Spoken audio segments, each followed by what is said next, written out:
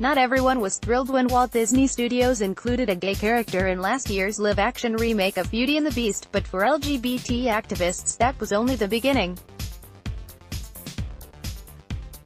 GLAAD has released its 6th annual Studio Responsibility Index, analyzing the 7 top-grossing studios for positive representations of gay and transgender characters in last year's releases.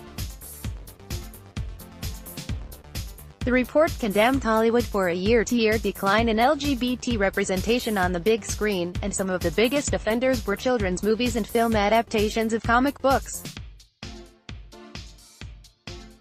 Sarah Kate Ellis, president and CEO of GLAAD, insisted that Hollywood has a social responsibility to tell stories about the LGBT community on screen. Record-breaking films like Black Panther and Wonder Woman prove that not only does inclusion make for great stories, inclusion is good for the bottom line. Ms.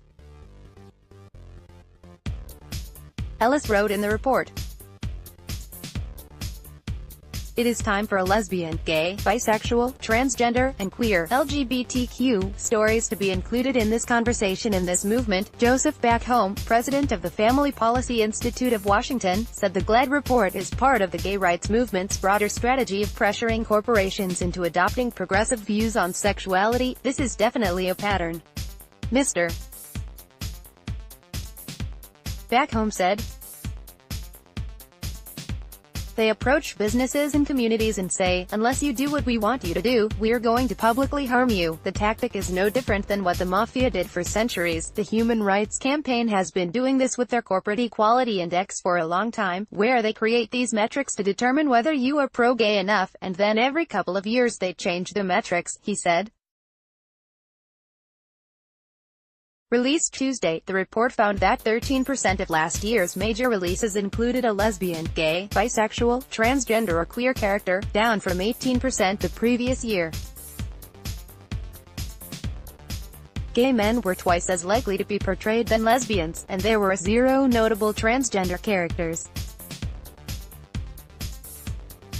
GLAAD, formerly the Gay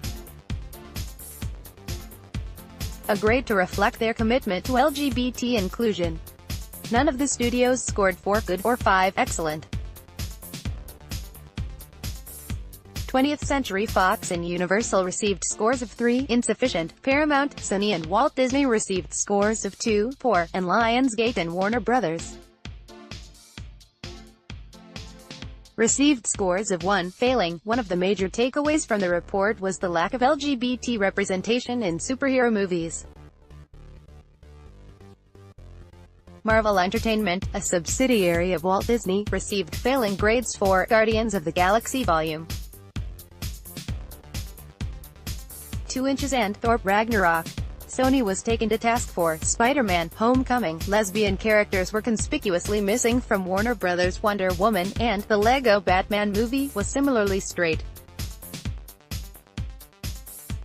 Paramount's Transformers: The Last Night included a throwaway joke about lesbians, but no actual lesbians despite couples confirmed to be queer in the comics.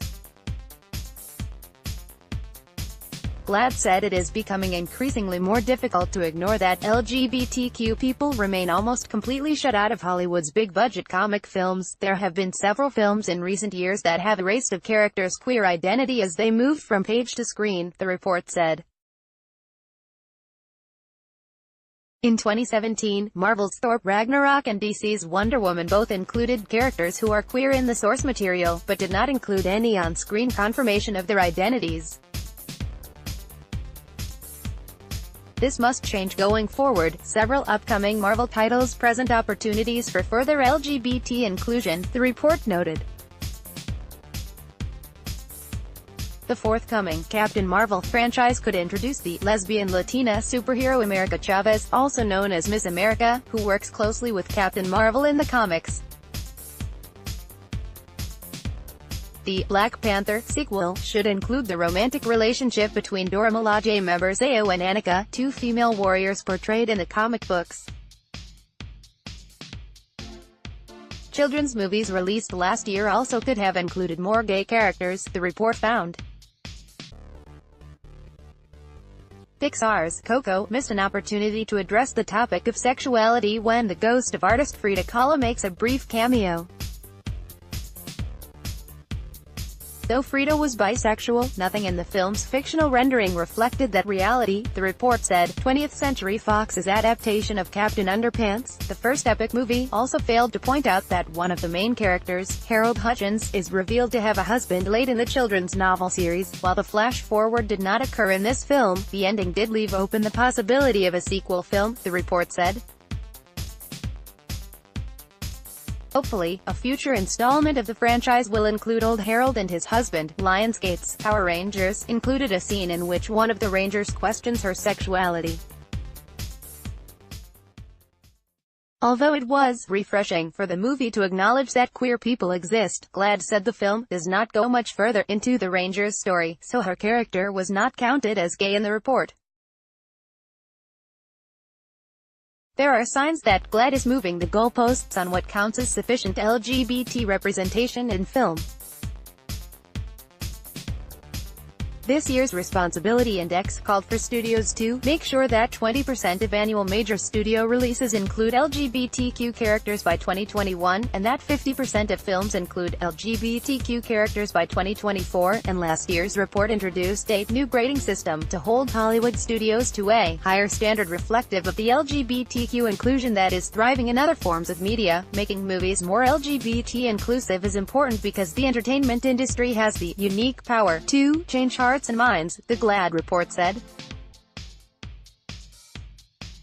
But film studios should be aware that huge percentages of the country don't want movies to introduce certain themes, messages and ideas to their kids. Mr.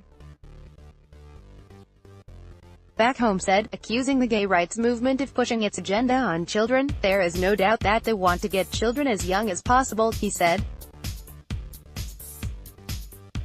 You're seeing curricula introduced in kindergarten all the way through high school where they are trying to propagandize kids their views of sexuality and gender, which the vast majority of the world thinks is not correct. The Washington Times welcomes your comments on Spot.im, our third-party provider.